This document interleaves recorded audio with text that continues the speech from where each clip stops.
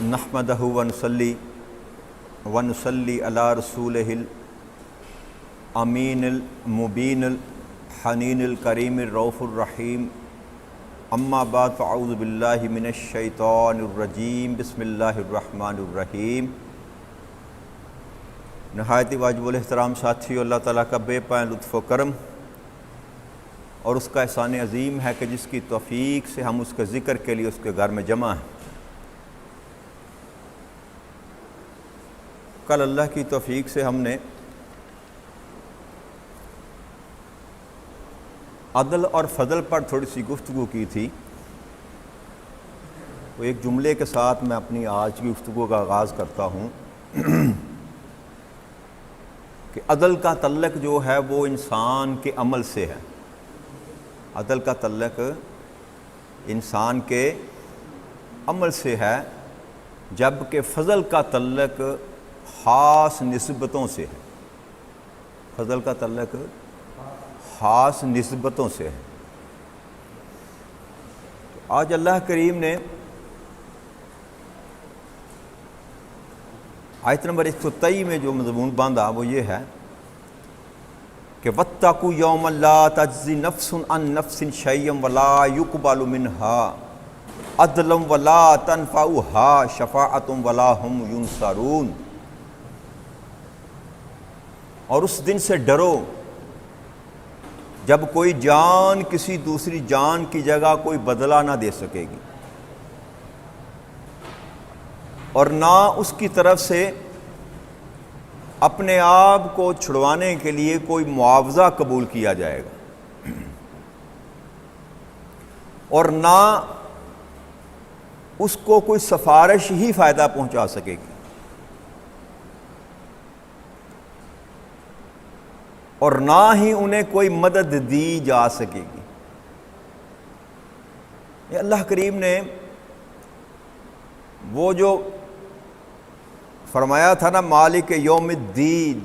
یوم جزا کے دن کا مالک، اس دن کا اللہ کریم نے ذکر فرمایا کہ اس دن سے ڈرو کہ جب کوئی بھی نفس، کوئی بھی جان کسی دوسرے جان کو بدلہ نہ دے سکے گی۔ یہاں عدل کا لفظ اللہ کریم نے بدلے کے طور پر استعمال کیا۔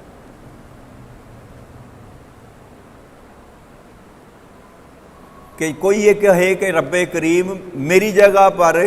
اس کو دوزخ میں پھینک دے، باپ کہے بیٹے کو دیکھ کر کہ مولا کریم اس کو چھوڑ دے مجھے، تو اللہ کہتا ہے یہ ممکن ہے۔ اور دوسرا یہ کہ کوئی معاوضہ بھی قبول نہیں کیا جائے گا، کسی قسم کا کوئی معاوضہ بھی قبول۔ میں نے پہلے بھی ایک دن آپ سے عرض کی تھی کہ اللہ کریم ہی نے فرمایا کہ اگر انسان، جو کائنات اللہ کریم نے آباد کی ہے نا، جو اس زمین میں جتنے خزانے اللہ کریم نے رکھے ہوئے، اللہ کریم ارشاد فرماتے ہیں کہ یہ سارے کے خزانے کسی انسان کے پاس ہوں اور اس قدر اس کو اور عطا کر دیے جائیں، تو قیامت کے روز وہ اپنی بخشش کے لیے وہ سارے کے سارے خزانے بھی مجھ کو دینا چاہے تو میں قبول نہیں کروں، چاہے جا کے انسان کی اپنی کمائی ہوئی چند ٹکے جو ہیں اس کو لے کر اللہ کے حضور پیش کرے، تو اللہ کہتا ہے کسی قسم کا معاوضہ قبول نہیں کیا جائے گا، اور نہ ہی کوئی سفارش قبول کی جائے گی، نہ ہی ولا تنفعها شفاعت، نہ ہی کوئی شفاعت قبول کی جائے گی۔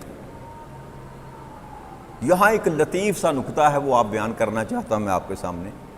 کہ اللہ کریم نے فرمایا کہ کوئی شفاعت بھی نفع نہیں پہنچا سکے گی، لیکن یہ یاد رکھیے گا کہ علی الاطلاق اس بات کو ہر ایک فرد پر جو ہے نا، وہ اس کا اطلاق ہر طبقے پر، ہر شخص پر نہیں کیا جا سکتا کہ لا تنفع شفاعت، کہ کوئی شفاعت اس کو فائدہ نہیں پہنچا سکے گی۔ یہ ذکر کافروں اور منکروں کا کیا جا رہا ہے، یہ ذکر کافروں اور منکروں کا کیا جا رہا ہے۔ اس کو مطلقاً کہہ دینا کہ جب اللہ نے فرما دیا کہ لا تنفع شفاعت، اب کوئی شفاعت کسی کے کام نہیں آئے گی، تو اس کا مطلب ہرگز یہ نہیں ہے کہ ایمان والوں کے لیے شفاعت کام نہیں آئے گی۔ ایمان والوں کے لیے شفاعت کام نہیں آئے گی۔ ایمان والوں کے لیے تو شفاعت کا بندوبست اللہ کریم نے خود کر رکھا ہے، اللہ کریم نے خود کر رکھا ہے۔ آپ کسی کا بچہ کو اگر دنیا سے چلا جائے تو جب آپ اس کا جنازہ پڑھنے کے لیے جاتے ہیں تو بچے کی جو دعا پڑھی جاتی ہے نا، تو اس دعا کا تو اللہ کریم نے مضمون ہی یہ باندھا کہ اللہم اجعلنہ شافعا و مشفعا، کہ اس کو ہمارے لیے شفاعت کرنے والا بنا دے، شفاعت کرنے والا بنا دے۔ تو اگر یہ عقیدہ انسان بنا لے کہ کسی کی شفاعت کسی کو فائدہ نہیں دے گی، تو کتنا بڑا مذاق ہے کہ اللہ کہتا ہے کہ کوئی شفاعت قبول نہیں کی جائے گی، اور خود ہی سکھا رہا ہے کہ جو بچہ تیرا دنیا سے چلا گیا اس کے لیے شفاعت کے لیے دعا کر کے وہ تیری شفاعت کر سکے، تیری شفاعت شافع و مشفع، ہمارے لیے اس کو ہماری شفاعت کرنے والا بنا دے۔ آپ یہ دعا کرتے ہیں، تو جب دعا خود ہی سکھلائی گئی شفاعت کے لیے، تو اس کا معنی یہ ہوا کہ مطلقاً شفاعت کا انکار نہیں کیا جا سکتا، مطلقاً شفاعت کا انکار نہیں کیا جا سکتا۔ نبی اکرم صلی اللہ علیہ وسلم نے ارشاد فرمایا کہ قیامت کے روز قرآن بھی شفاعت کرے گا اور روزے بھی شفاعت کریں گے،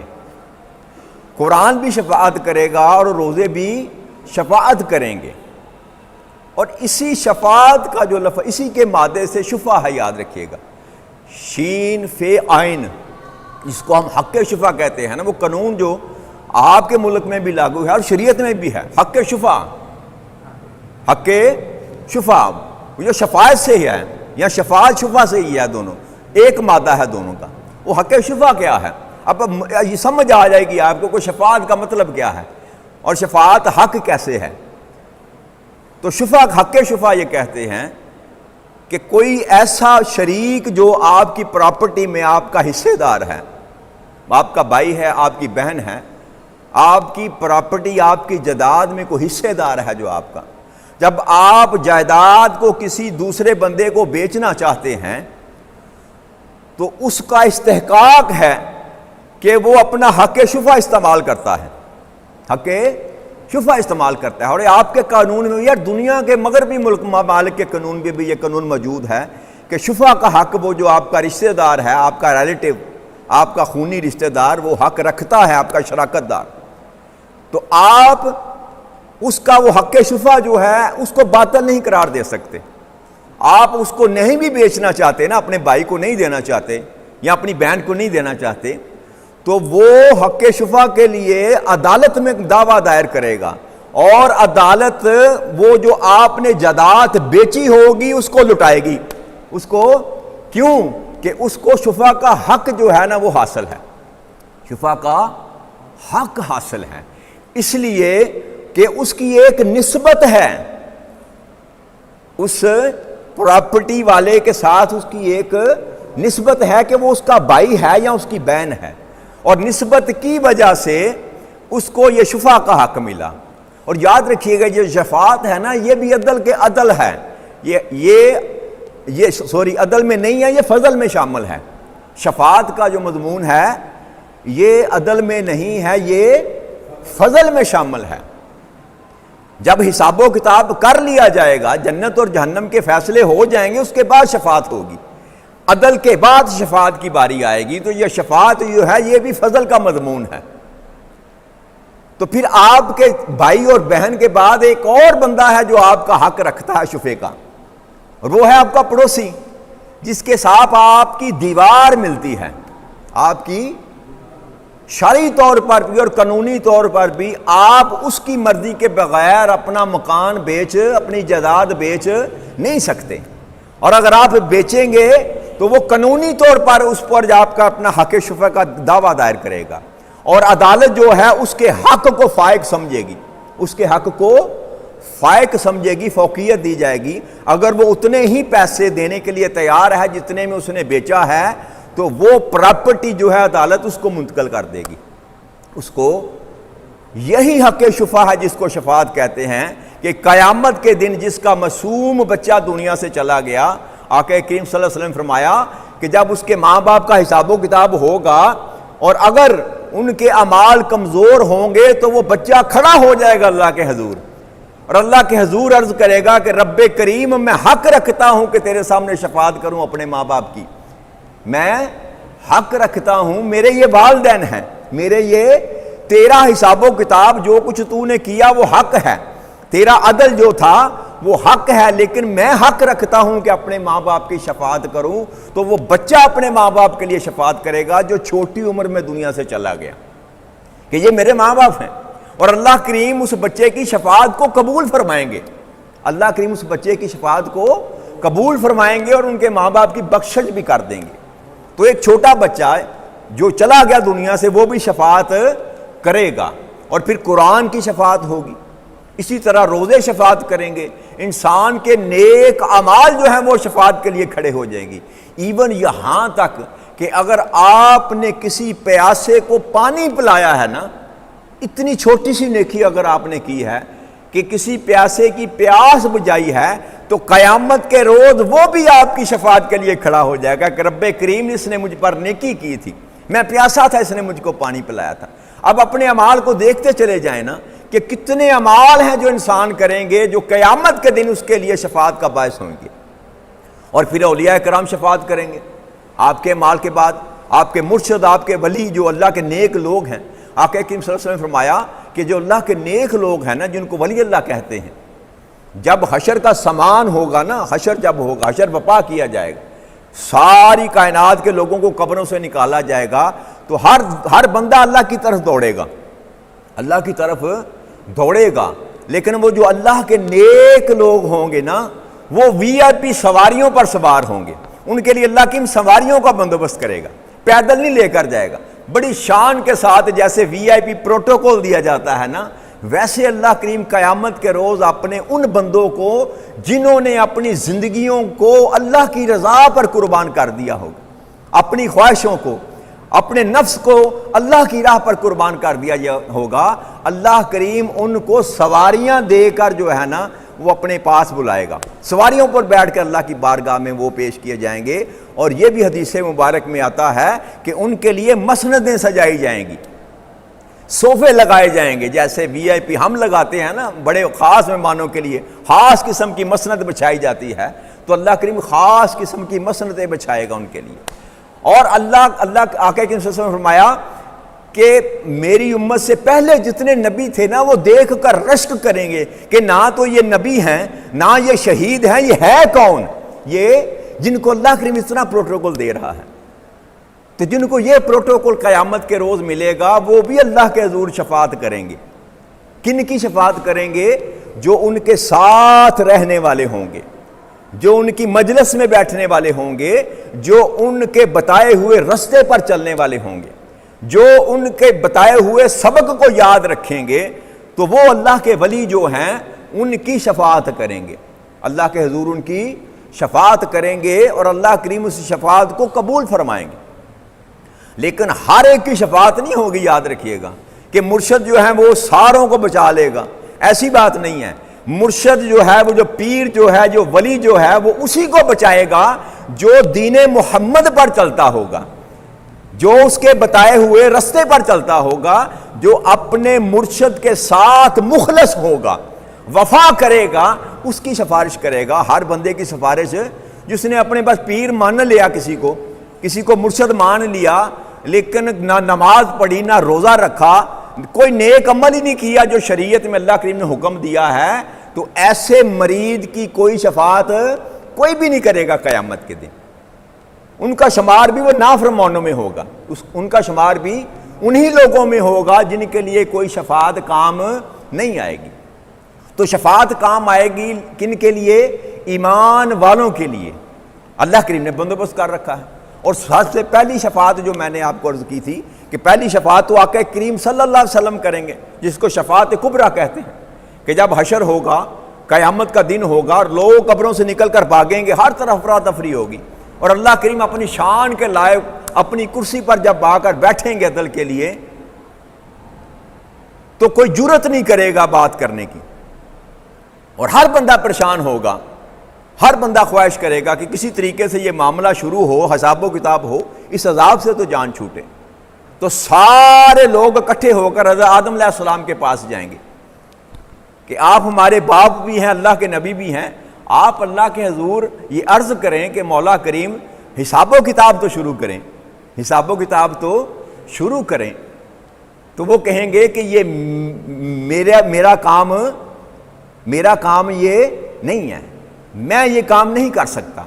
تو آپ کہیں گے کہ جاؤ حضرت نوح علیہ السلام کے پاس چلے جاؤ۔ تو وہ ساری امتیں، حضرت آدم علیہ السلام بھی ساتھ حضرت نوح علیہ السلام کے پاس آئیں گے اور نوح علیہ السلام سے عرض کریں گے کہ آپ اللہ سے سفارش کریں، شفاعت کی کریں، سفارش کریں کہ اللہ کریم حساب و کتاب تو شروع کریں تاکہ اس جو حشر کی جو پریشانی ہے اس سے تو جان چھوٹے۔ تو حضرت نوح علیہ السلام بھی یہ کہیں گے کہ میں یہ کام نہیں کر سکتا، میرے بس میں یہ نہیں ہے۔ اسی طرح چلتے چلتے چلتے موسیٰ علیہ السلام کے پاس آئیں گے، عیسیٰ علیہ السلام کے پاس آئیں گے، ساری امتیں، سارے نبی اکٹھے ہو کر بالآخر آ کر آقا کریم صلی اللہ علیہ وسلم کے پاس آئیں گے اور آ کر عرض کریں گے کہ اللہ کے رسول اللہ کے سامنے سفارش پیش کریں ہمارے لیے کہ اللہ کریم ہمارا حساب تو جلد از جلد کر دے۔ صرف حساب و کتاب کرنے کے لیے عرض کریں گے کہ ہمارا حساب و کتاب تو کر دے۔ تو اللہ آقا فرمائیں گے کہ ہاں مجھے اللہ کریم نے یہ اذن دے رکھا ہے، مجھے یہ فخر حاصل ہے کہ میں تمہاری سفارش کروں گا۔ تو نبی اکرم صلی اللہ علیہ وسلم سجدے میں گر جائیں گے، اللہ کے حضور سجدے میں گر جائیں گے۔ تو اللہ کریم ارشاد فرمائے گا کہ اے میرے محبوب اپنے سر کو اٹھا، بات کر، کیا چاہتا ہے؟ آقا فرمائیں گے کہ اللہ لوگوں کا حساب و کتاب کر دے، لوگوں کا حساب و کتاب شروع کر۔ یہ پہلی شفاعت ہوگی، شفاعت کبریٰ۔ اور یاد رکھیے گا شفاعت کے موضوع پر کتابوں میں، حدیث کی کتابوں میں باب کے باب بھرے پڑے ہیں، یہ نہیں کوئی ایک دو حدیث، سینکڑوں حدیث موجود ہیں شفاعت پر۔ اس لیے شفاعت کا مطلقاً انکار کرنا ممکن ہے، جو مطلقاً انکار کرتا ہے وہ گمراہی پر ہے، وہ گمراہی پر، پھر تو مذاق ہو گیا۔ اللہ کریم نے فرمایا لا یشفع عندہ الا باذنہ، ہرگز کوئی شفاعت نہ کر سکے گا مگر کون؟ سوائے اس کے جس کو میں اذن دوں گا۔ تو جس کو اذن دے گا وہ شفاعت کر سکے گا۔ خود قرآن کریم نے یہ اپنی نص سے ثابت کر دیا کہ شفاعت کی جائے گی، لیکن کون کرے گا؟ جس کو اللہ کریم اجازت دیں گے، جن کو اللہ کریم اجازت دے گے۔ اس لیے اس عقیدے کو اڈاپٹ کرنا کہ شفاعت مطلقاً نہیں ہوگی، یہ گمراہی کے سوا اور کچھ نہیں۔ شفاعت کے بغیر تو ہمارا گزارا ہی نہیں ہے۔ شفاعت، وہ جو فضل میں نے کل بات کی تھی نا کہ فضل اللہ کرے گا، تو یہ شفاعت ہے ہی فضل کا معاملہ، شفاعت ہے ہی فضل کا معاملہ کہ اللہ کسی کی بات کو سن کر جو حق نہیں ہے وہ اس کو لٹا دے گا۔ یعنی کہ میرے عمل جو ہیں وہ اس قابل نہیں ہے کہ میں جنت میں جا سکوں، میرے لیے جہنم کا آرڈر کر دیا جائے گا، تو کوئی میری سفارش کرے گا، کوئی میری شفاعت کرے گا کہ رب کریم یہ تیرا ذکر کیا کرتا تھا، یہ تیری مجلسیں سجایا کرتا تھا، یہ لوگوں کو تیری باتیں سنایا کرتا تھا، یہ قرآن جو ہے جس کو میں پڑھ کر آپ کو سنا رہا ہوں، یہ اللہ کے حضور کھڑا ہو جائے گا قیامت کے روز اور کہے گا مولا کریم میں گواہی دیتا ہوں کہ یہ تیرا ذکر کیا کرتا تھا، تیرے نام کی مجلسیں سجا کر بیٹھا کرتا تھا، اور اس شفاعت کے ذریعے وہ جنت جس کا میں حقدار نہ تھا مجھے جنت الاٹ کر دی جائے گی۔ تو یہ بھی فضل کا معاملہ ہے، جنت میرا حق نہ تھا میرے عمل کی وجہ سے، لیکن اللہ کے فضل کی وجہ سے اس شفاعت کے باعث اللہ کریم مجھے جنت میں مقام عطا کر دے گا۔ تو اس لیے شفاعت کے بل پر ہی اللہ کریم جو ہے سب کی بخشش کرے گا، جس کو فضل کہہ لیں۔ اور فضل ایک تو ہے اللہ کریم خود کسی پر فضل کر دے، اللہ کریم چاہے تو خود کسی پر فضل کر دے، یہ اس کی منشا پر ہے۔ اور ایک ہے کہ کوئی سفارش کرے، کوئی سفارش کرے تو اللہ کریم اس کی سفارش کو قبول کر کے اس پر فضل، یہ دونوں باتیں درست ہیں، اللہ خود بھی فضل کرے گا اور اللہ کسی کی شفاعت پر بھی فضل کرے گا۔ تو اس لیے مطلقاً انکار سوائے گمراہی کے کچھ بھی نہیں ہے۔ وَلَا هُمْ يُنصَرُونَ، اور پھر اللہ نے فرمایا کہ انہیں کوئی مدد بھی نہیں دی جا سکے گی، یعنی کہ دنیا میں جو ان کے خدا بنے ہوئے تھے، دنیا میں جن کی وہ پوجا کرتے تھے، دنیا میں جن کے پیچھے وہ چلتے تھے، دنیا میں جو ان کو اپنا ملجا اور ماوا اور آقا سمجھتے تھے، قیامت کے دن وہ کوئی بھی ان کی مدد نہیں کر سکے گا۔ اللہ اور اللہ کے رسول کے سوا قیامت کے روز کوئی کسی کا مددگار کن کے لیے؟ ان کے لیے جو منکر تھے، جو کافر تھے، ان کے لیے کوئی مددگار نہیں ہی ہوگا، ایمان والوں کے لیے نہیں۔ ایمان والوں کے لیے تو بڑی چیزیں میں نے بتایا نا، قرآن ان کا مددگار ہے، نماز آپ کی مددگار ہے، روزے آپ کے مددگار ہیں، آپ کے نیک اعمال آپ کے مددگار ہیں، آپ کی اولاد آپ کی مددگار ہیں۔ تو یہ ساری مددیں جو ہیں کس کے لیے ہیں؟ ایمان والوں کے لیے ہیں، لیکن کافر اور مشرک اور منکر کے لیے اس دن کوئی مدد نہیں ہوگی۔ آگے اللہ کریم نے ارشاد فرمایا وَإِذْ ابْتَلَىٰ إِبْرَاهِيمَ رَبُّهُ بِكَلِمَاتٍ فَأَتَمَّنَّهُنَّ، کہ وہ وقت یاد کریں جب ابراہیم علیہ السلام کو ان کے رب نے کئی باتوں میں آزمایا، کئی باتوں میں آزمایا۔ یہاں سے اللہ کریم حضرت ابراہیم علیہ السلام کا مضمون شروع کر رہے ہیں کہ اللہ کریم نے ان کو کئی باتوں میں آزمایا۔ تو آزمائش صرف اللہ کریم جب کسی کی آزمائش لیتا ہے نا تو اس کے کئی مقاصد ہوتے ہیں، اس کے کئی مقاصد ہوتے ہیں۔ ایک تو اس بندے کو جس نے یہ دعویٰ کیا ہے کہ میں تیرا دوست ہوں یا میں تیرا بندہ ہوں، اس کی دوستی اور محبت کو اور اس کے دعوے کو ناپنے کے لیے اللہ کریم آزمائش کرتا ہے۔ اور دوسرا یہ کہ لوگوں کو دکھانے کے لیے کہ میں نے ایسے ہی اس کو اپنا محبوب نہیں بنا رکھا، ایسے ہی میں نے اس کو اپنا محبوب نہیں بنا رکھا، اس میں کچھ ہے، دنیا کو دکھانے کے لیے اللہ کریم اپنے محبوبوں کی آزمائش کرتا ہے۔ تو اللہ کریم نے حضرت ابراہیم علیہ السلام کو بھی آزمایا، اور کئی قسم کی آزمائش جو ہے نا اللہ کریم نے ان پر ڈالی۔ کہ پہلی آزمائش یہ تھی کہ جب آپ کے جو قبیلے کے لوگ تھے، آپ کے خاندان کے لوگ آپ کے دشمن بن گئے، آپ کے مخالف ہو گئے، آپ کا خاندان، آپ کے والدین، آپ کا سارا خاندان آپ کے خلاف ہو گیا، یہ اختلاف تھا۔ پھر حاکم وقت جو تھا، نمرود جو تھا، وہ آپ کا مخالف ہو گیا، یہ بھی آزمائش تھی۔ اس کے بعد اللہ کریم نے جو آزمائش، جب ہجرت کی آپ نے تو حضرت سارہ جو تھی آپ کی بیوی، حضرت سارہ، وہ ہجرت کرتے ہوئے رستے میں ایک بادشاہ نے ان کو یرغمال بنا لیا اور اپنی خواہش پوری کرنی چاہیے، ان کو اپنی زوجہ بنانا چاہا، تو اللہ کریم نے ان کی حفاظت فرمائی۔ تو یہ بھی آزمائش تھی حضرت ابراہیم علیہ السلام کے لیے۔ پھر جب اسماعیل علیہ السلام کو اللہ کریم نے ان کو عطا فرمایا، چھوٹی عمر میں تھے، تو اللہ نے فرمایا کہ ان کو جاؤ جا کے مکے کی بیابان میں جا کر چھوڑ آؤ، یہ بھی آزمائش تھی۔ پھر جب آپ تھوڑے سے بڑے ہوئے تو اللہ نے فرمایا کہ ان کو میرے راستے میں قربان کر دو، یہ بھی آزمائش تھی۔ تو طرح طرح کی آزمائش حضرت ابراہیم علیہ السلام پر اللہ کریم نے ڈالی، اور اللہ کہتا ہے کہ میں نے ہر طرح کی آزمائش اپنے ابراہیم پر ڈالی، اور وہ ہر آزمائش میں کامیاب ہوئے، وہ ہر آزمائش میں کامیاب ہوئے۔ ابراہیم علیہ السلام جو ہے نا، حضرت نوح علیہ السلام کے جو بیٹے تھے نا، سام، آپ کی نسل میں سے سام، ایک حام تھے، ایک سام تھے، ایک یافس تھے، تین بیٹے تھے آپ کے حضرت نوح علیہ السلام کے جو بچے تھے آپ کے ساتھ، حام، سام اور یافس۔ آپ سام کی نسل میں سے ہیں ابراہیم علیہ السلام، اور 10ویں نسل میں سے آپ جو ہے نا، آپ کا شجرہ چلتا ہے، حضرت نوح علیہ السلام سے جا کر ملتا ہے۔ تو آپ کے والد کا نام جو تاریخ میں ملتا ہے وہ تاریخ ہے، تا الف را خے،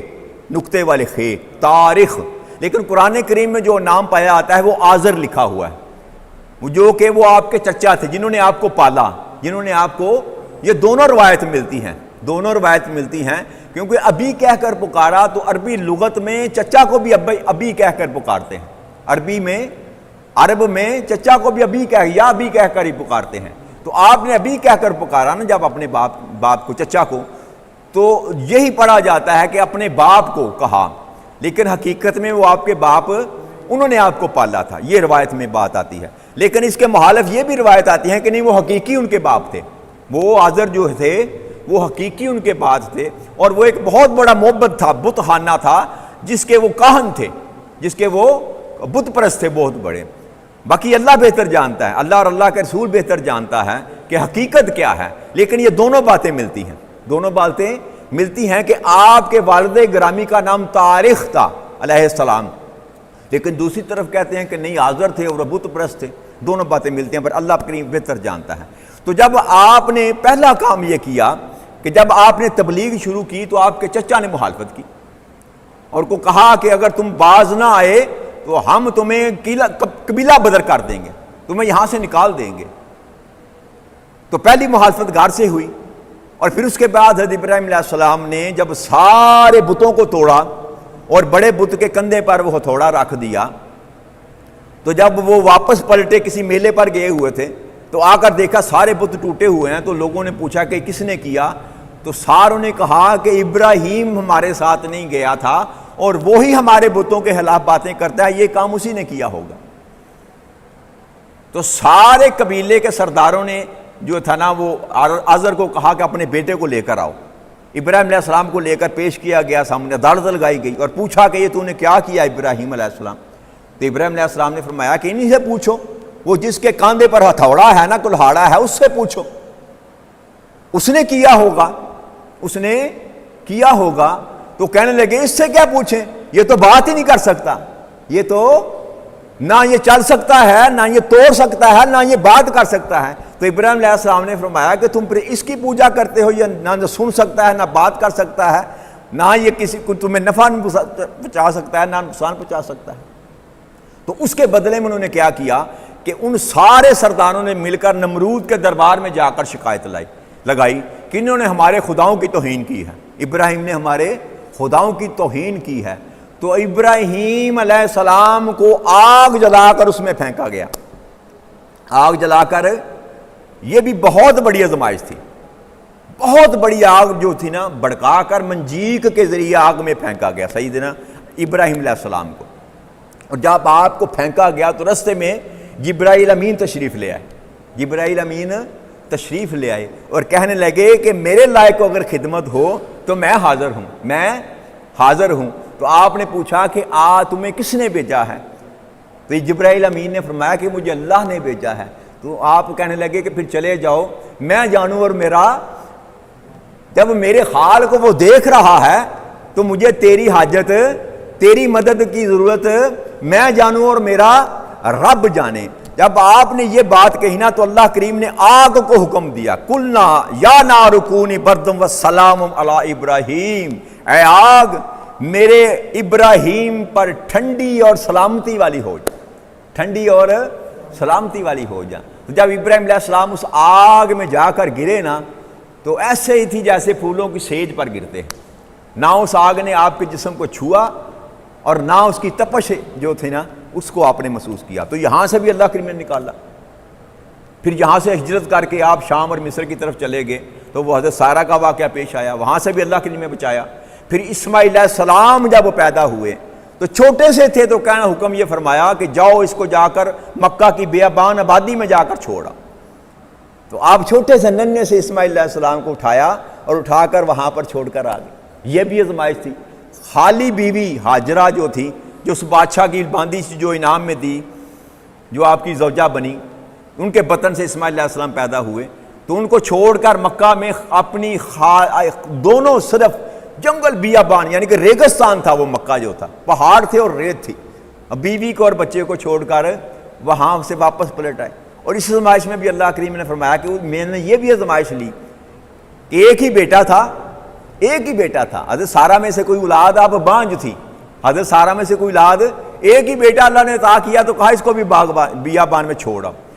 اور پھر کچھ مدت کے بعد جب 5-6 سال کے ہوئے تو پھر مکہ جب پلٹے نا ابراہیم علیہ السلام دیکھنے کے لیے تو اللہ نے فرمایا کہ ان کو ذبح کرو. تو پھر چھری کے لیٹے بھی لٹا دیا ابراہیم علیہ السلام کو.